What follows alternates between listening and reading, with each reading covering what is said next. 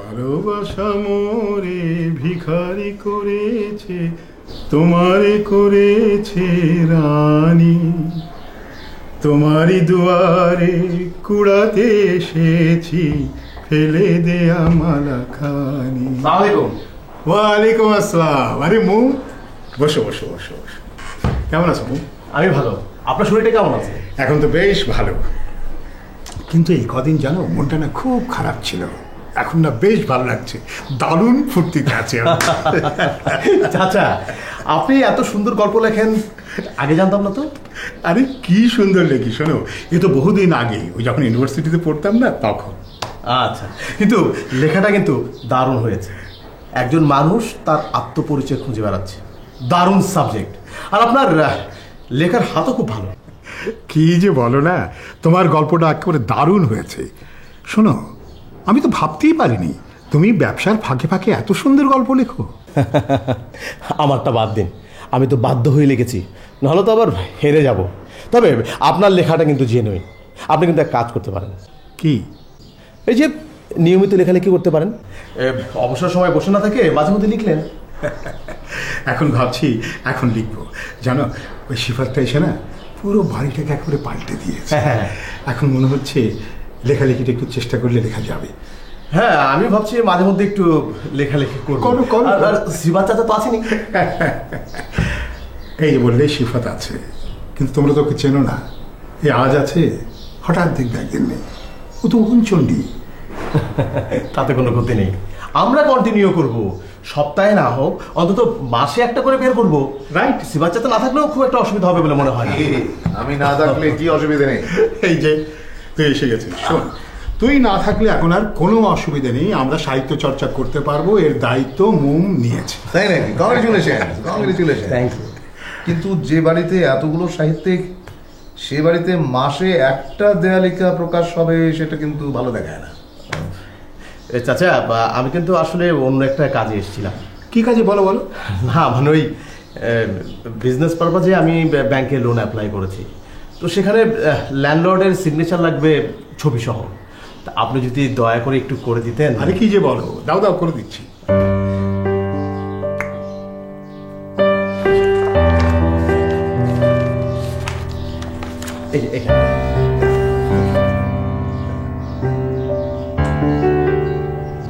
কোন ব্যাংকে অ্যাপ্লাই করেছো? দুটোতে করেছি, যেটাতে হয়। সিগনেচারটা হয়ে যাক, তারপর তোমাকে আমি একটা জায়গায় নিয়ে যাব।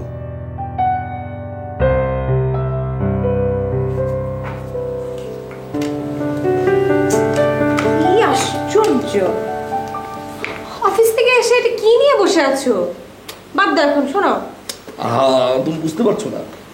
শোনো, ভালো কিছু লিখতে হলে ভালো কিছু পড়াও দরকার। তুমি যদি ভালো ভালো সাহিত্য না পড়ো, তাহলে তুমি ভালো সাহিত্য সৃষ্টি করতে পারবে না। বুঝতে পেরেছ? তো সেজন্য এখন থেকে আমি ঠিক করেছি, আমি রেগুলার সাহিত্য চর্চা করবো। এখন পড়ছি মানিক বন্দ্যোপাধ্যায়ের সৃষ্ট গল্প, দারুণ, ফ্যান্টাস্টিক। বাবা বাবা, তুমি তো দেখছি পুরোপুরি সাহিত্যিক হয়ে গেছো। আরে ব্যাপারটা বোঝার চেষ্টা করো। দেয়ালিকা হোক আর যাই হোক, সবার মাঝে আমার একটা লেখা থাকবে। ওফ, এটা যে কি না, বাট কি যেটা ইন্সপিরেশন, আমি তোমাকে বলে ঠিক বোঝাতে পারছি না। মানে আমি না এখন সবসময় নতুন নতুন গল্পের প্লট ভাবি, আর সারাক্ষণ মনে হয় ভালো কিছু লিখি। বাহ, ভেরি গুড। একেবারে ব্যাংকার থেকে সোজা সাহিত্যিক, খুব ভালো, বেশ উন্নতি হয়েছে। কেন ব্যাংকার হয়ে সাহিত্য চর্চা করতে সমস্যাটা কোথায়? আরে এই যে মারামারি হানাহানি করি, এটা করি সেটা করি, তার চেয়ে তো সাহিত্য চর্চা করা অনেক ভালো, তাই না? হয়েছে, এখন থামো। হয়েছে।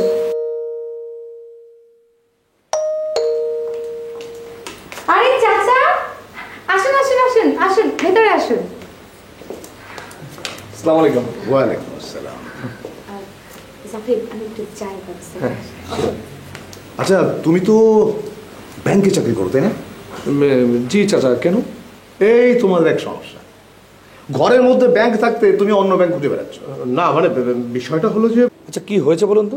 মোম একটা ব্যবসার জন্য ব্যাংক লোনের অ্যাপ্লাই করবে, তো নিজের বাড়িতে ব্যাংক থাকতে অন্য ব্যাংকে অ্যাপ্লাই করবে কেন, তুমিই বলো।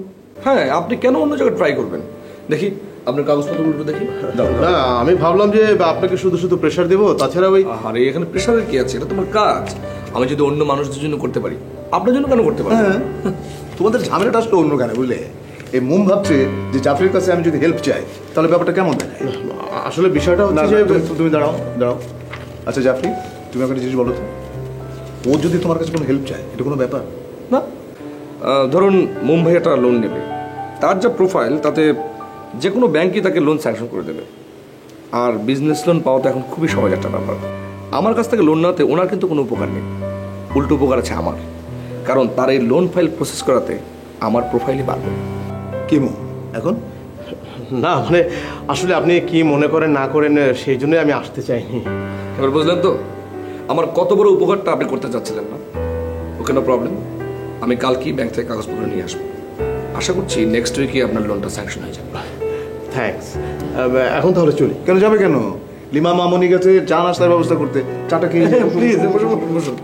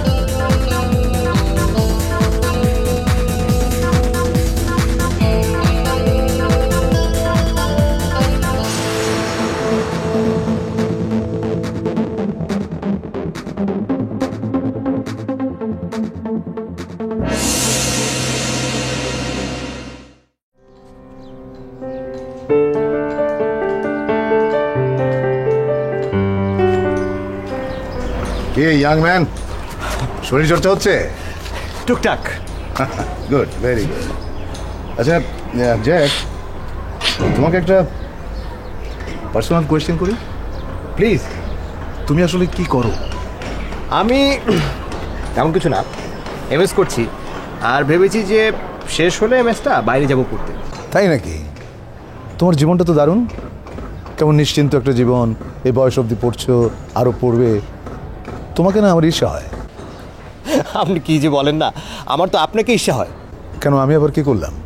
এই যে কি চমৎকার সুন্দর লাইফ, কোনো পিছুটার নেই। আজ আমাকে একটা কথা বলুন তো। বলো। এই জীবনটা কোথায় পাওয়া যায়? অর্থনৈতিক স্বাধীনতায়। অর্থনৈতিক স্বাধীনতা? ঠিক বুঝিনি।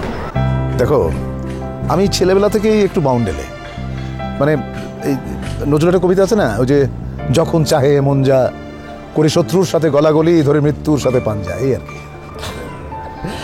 আপনার বাড়ি থেকে কিছু বলতো না? না, মানে আমার এই বাউন্ডেলের জীবনে কখন কোথায় ঠিক টার্ন নিতে হবে সেটা আমি খুব ভালো বুঝতাম। ওই যে বললেন না অর্থনৈতিক স্বাধীনতা, হ্যাঁ। এই ব্যাপারটা ঠিক ক্লিয়ার হয়নি। দেখো, এই যে তুমি তোমার বড় ভাইয়ের বাড়িতে আছো, তার উপার্জনে খাচ্ছ, তুমি কি বুকে হাত দিয়ে বলতে পারবে যে এ নিয়ে তোমার মনের ভেতরে কোনো অস্বস্তি নেই? তোমার কি মাঝে মাঝে মনে হয় না যে তোমার বড় ভাই এবং ভাবির মন জুগিয়ে তোমার চলা উচিত? বা তুমি একটা কাজ করলে, করার আগে তুমি ভাবো না যে কাজটা যে করছি বড় ভাই কী ভাববে, ভাবি কী ভাববে? এটাই হচ্ছে পরাধীনতা। অন্যের উপর ডিপেন্ড করলে পরাধীন হতে তুমি বাধ্য। স্বাধীনতা মানে হচ্ছে ইন্ডিপেন্ডেন্ট। আপনি চমৎকার কতগুলো কথা বললেন, আমি আসলে কখনো এইভাবে ভাবিনি। তারপরেও কথা থেকে যায় যে অর্থনৈতিকভাবে স্বাধীন হলেও তুমি যে আমার মতোই হবে এমন কোনো কথা নেই। এটা সত্যি। অর্থনৈতিক স্বাধীনতা বলতে আমি বোঝাচ্ছি যে অর্থনৈতিক স্বাধীনতাটা আসলে তরুণ বয়সে হওয়া দরকার, তাহলে লাইফটা ইন্টারেস্টিং হয়। বুড়ো বয়সে তুমি অনেকগুলো টাকা পেয়ে গেলে টাকা দিয়ে তুমি কী করবে? এ দেশে সেটা সম্ভব না। কে বলেছে সম্ভব না? তুমি বস্তিতে যাও, গিয়ে দেখো যে বাচ্চা বাচ্চা ছেলেগুলো লেখাপড়াও করছে আবার কাজও করছে। আমি তো তরুণ বয়স থেকে কাজ করা শুরু করে দিয়েছিলাম, এই কারণে যে ধরো বন্ধু বান্ধব মিলে আমরা ঠিক করলাম যে কোথাও যাব, কিন্তু মনের ভেতর শঙ্কা, বাবা যদি টাকা না দেয়। তোমাদের অবশ্য মানে বেসিক্যালি তোমার হয়তো সেই সমস্যাটা নেই। হ্যাঁ, এটা অবশ্য ঠিকই বলেছেন। টাকা চাইতে খুব অস্বস্তি লাগে, স্পেশালি ভাবির কাছে। আমি প্রথমে যেটা করলাম যে চাওয়া চাওয়ার ব্যাপারটাই বাদ, নিজে কামাবো, যা খুশি খরচ করবো। এবার কিন্তু আপনাকে সত্যি সত্যি ইচ্ছা হচ্ছে। দেখো, জীবনে কারোর উপরে ডিপেন্ড করিনি বলেই স্বাধীনভাবে জীবনযাপন করতে পেরেছি। অথচ আমাদের অপশন কত বেশি। আমি যদি ঘরে বসে একটা ওয়েবসাইট ডেভেলপ করি কিংবা একটা সফটওয়্যার বানাই, তাতে কিন্তু বেশ ভালো রোজগার হয়, অথচ তাও করছি না। তাও করছো না, এবং ভাইয়ের বাড়িতে আছো, একটা অস্বস্তি মনের মধ্যে আছে। তোমার কি মনে হয় না যে এটা এক ধরনের বোকামি?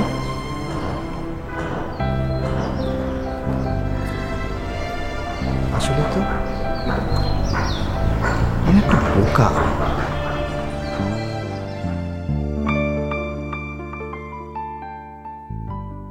রিনা, ইস কি মিষ্টি মেয়ে, কি লক্ষ্মী মেয়ে, চুলগুলো কি সুন্দর। হ্যাঁ, আমাদের বাসায় মাঝে মাঝে এসে বেরিয়ে যেতে পারো না? ওরে বাবা, এখানে আসা তো মানা। এখানে একজন ব্যাচেলার ভদ্রলোক আছেন না, আমার বাবা বলেছেন যেখানে ব্যাচেলার থাকবে তার ধারে পাশে না যেতে। ও, তাহলে নিজের ব্যাচেলারত্বটা গুছিয়ে নিলেই পারো। সেজন্য তো আপাতত একজন ব্যাচেলার দরকার, দেখা যাক সেই খোঁজেই আছি। বুঝতে পেরেছি, তার মানে তুমি এখন ব্যাচেলার রাজপুত্র খুঁজে বেড়াচ্ছ না? ইয়ে ভাবি, ওরে বাবা, টিনা ব্যাচেলার রাজপুত্র খুঁজছে শুনে তুমি তো দেখছি একেবারে রাজপুত্রের মতো সেজে গুজে এসেছো।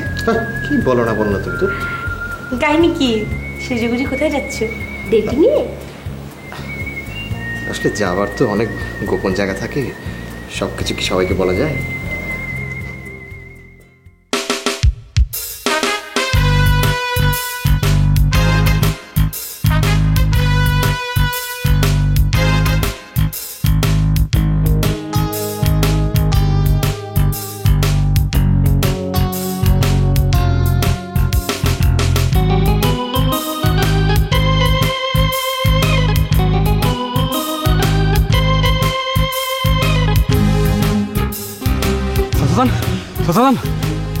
আপনি নাকি চলে যেতেছেন? কেন, কি হয়েছে বলো তো? এখনো কিছু হয় নাই, তবে অস্থিরই হবে, একটা বিরাট কিছু হবে। আসলে আপনার মতো একজন গুণী ব্যক্তি এই মহল্লায় অবস্থান করতেছেন, কিন্তু এই মহল্লাবাসী কেউ জানতেছে না। এটা তো হইতে পারে না, তাই আমরা সিদ্ধান্ত নিচ্ছি সবাই জানাইতে। কেন, কি হয়েছে বলো তো?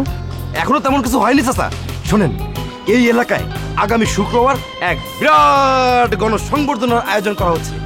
অত্র এলাকায় বিশিষ্ট সমাজসেবী সাহিত্যিক জনাব সিফাত চৌধুরীর গণসংবর্ধনা। উক্ত অনুষ্ঠানে দেশের বিভিন্ন জায়গা থেকে বিশিষ্ট জনীরা উপস্থিত থাকবেন। বাবু, না, ওর নাম রামদা বাবু। ও হ্যাঁ, রামদেব বাবু, তুমি তো অনেক কিছুই পারো, তাই না? তা তো পারবোই, কি করতে হবে একবার শুধু বলেন। তেমন কিছু না, দেখো আমার সম্বর্ধনা লাগবে না, তার চাইতে একটা বড় কিছু তোমাকে করতে হবে। খালি মুখ ফুটে একবার বলেন, দেখবেন কাজ হয়ে যাবে। দেখো, আমি তো কয়েকদিন পরে চলে যাব, তোমার কাঁধে একটা দায়িত্ব দিয়ে যেতে চাই। কামটা কি কর না? বলছি, সামনে তো পয়লা বৈশাখ। পয়লা বৈশাখে এই এলাকায়, মানে অত্র এলাকায়, তুমি একটা সুন্দর অনুষ্ঠানের আয়োজন করবে। আমি তো থাকবো না, কাজের দায়িত্বটা আমি তোমার উপর দিতে চাই। কি পারবে না? পারবো না মানে একেবারে ফাটায় ফেলামো। আমি গান গাবো। এতে চুপ থাক, দেখেন না কি করি। এসো হে বৈশাখ এসো এসো। তোমাকে আরেকটা কথা বলি, অনুষ্ঠানটা যেন সবাই পছন্দ করে। কিছু লোককে ডেকে এনে কষ্ট দেওয়ার কিন্তু কোনো মানে হয় না। পারবে তো? জি পারবো। যে পারবো পারবো পারবো। এই শোনো, এবার পয়লা বৈশাখে আমাকে কিন্তু দুটো শাড়ি কিনে দিতে হবে।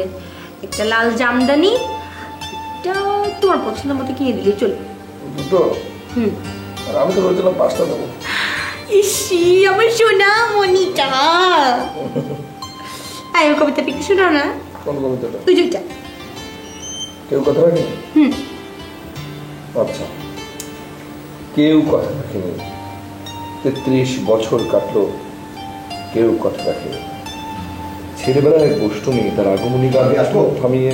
হ্যাঁ, এসো। মা, কি ব্যাপার জ্যাক? হ্যাঁ, আমি একদম ভদ্র পোশাকে, আমি তো কখনো তোকে এই পোশাকে দেখি না। এটা কি? দেখো, খুলে দেখো। কি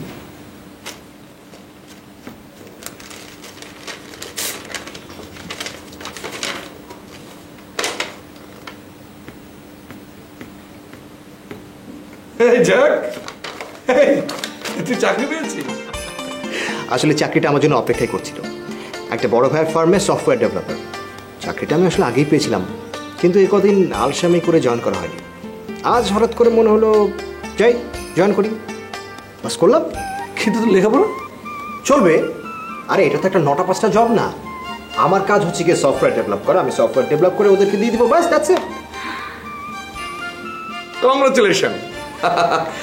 সত্যি আজকে আমার ভীষণ আনন্দ হচ্ছে। যাক, থ্যাংক ইউ সো মাচ। তো পার্টিটা কবে দিচ্ছ?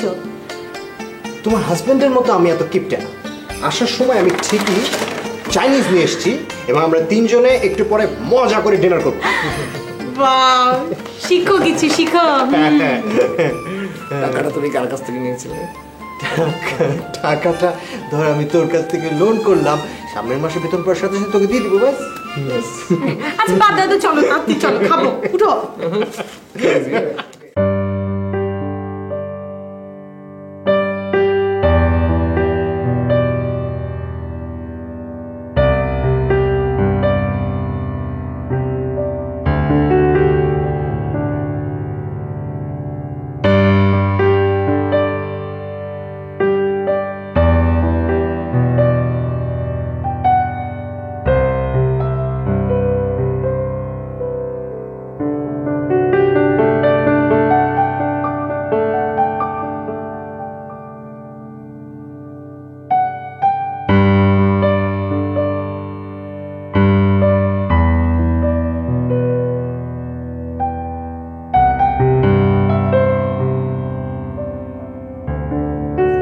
কি হয়েছে?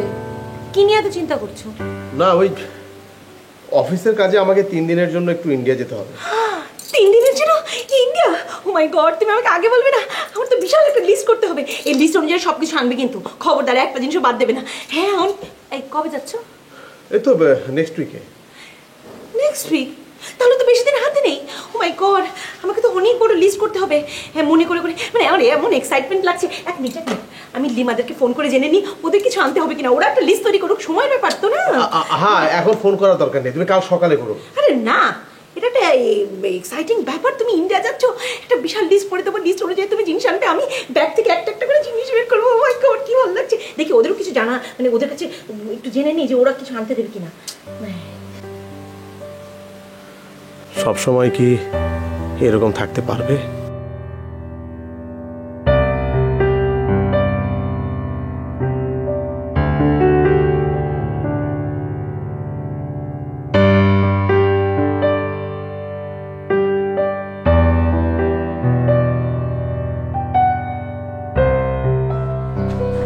সালাম আলাইকুম কাকা।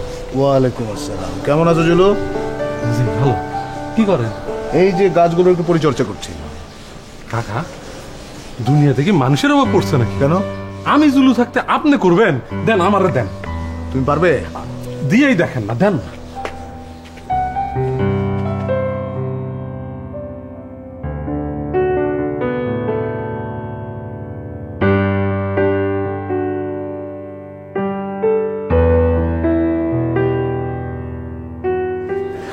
কাকা, আপনি একটু খারাপ, আমি আইতেছি। কোথায় যাচ্ছ?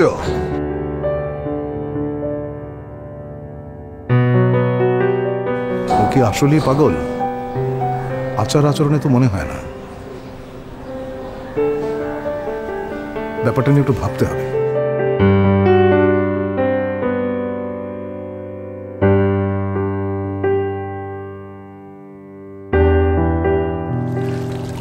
এগুলো কি?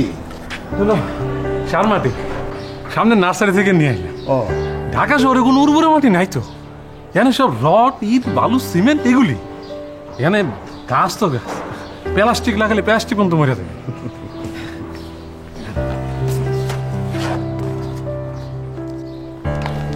জানেন কাকা, ছোটবেলায় আমি যেই ফলই খাইতাম তার বেশি বুইনে রাখতাম। ধরেন 100 বিচি থেকে যদি 10টা গাছ হয় তাহলে তো মেলা। এখন দুঃখের বিষয় কি কাকা জানেন, এখন মানুষ সব গাছ কাইটা মরুভূমি বানাইতেছে। আরে গাছে যদি না থাকে তাহলে তোরা বাঁচবে কি করে বলেন? আপনি চিন্তা করেন না কাকা, এই জুলু বাইসা থাকতে এই গাছের কোনো ক্ষতি হওয়ার দেব না। আপনি নিশ্চিন্তে থাকেন।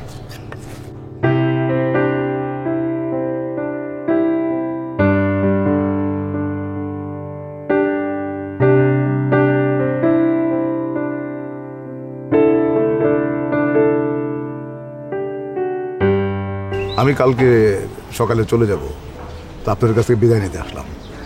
আপনারা ভালো থাকবেন, সুন্দর থাকবেন।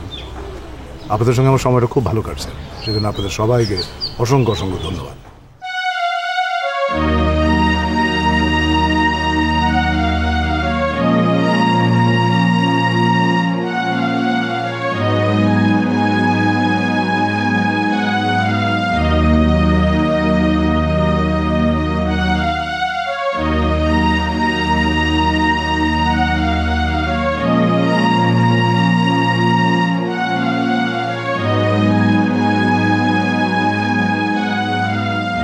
শিবাব কাকা, আপনি এখানে? কোনো ঝামেলা হয়েছে নাকি? না না, কিসের ঝামেলা? না না না, ঝামেলা হলে কন। কেউ কিছু বলছে আপনারে? শুধু নামটা একবার কন, দেখেন হালার আমি কি করি। এই বস্তির লোক তো দূরের কথা, পুরো মহল্লার লোক আমার ভয় পায়। এই মহল্লার লোকেরা আমাকে ভালোবাসেন, ভয় পায় না। কি? আপনার ভয় পায় না? এত বড় সাহস! দাঁড়ান, এই পুরো বস্তিতে একটা হাঙ্গামা লাগাই দেবো। এই বস্তির লোকজন তোমাকে ভয় পায়, আড়ালে তোমাকে গালমন্দও করে। আরে না কাকা, যে কি বলেন না, আড়ালে আপনাদের কত লোকই তো কত কিছু কয়। এত কথা শোনার টাইম নেই রামদাবাবুর। কিন্তু আপনি এখানে আমার কইলে হইতো, পুরা বস্তি আপনার সামনে হাজির করতাম। থাক থাক, লাগবে না। আমি কাল চলে যাব, তো তাই এসেছিলাম ওদের কাছ থেকে বিদায় নিতে, ওদের কথা জানতে। তুমি ভালো থেকো বাবু।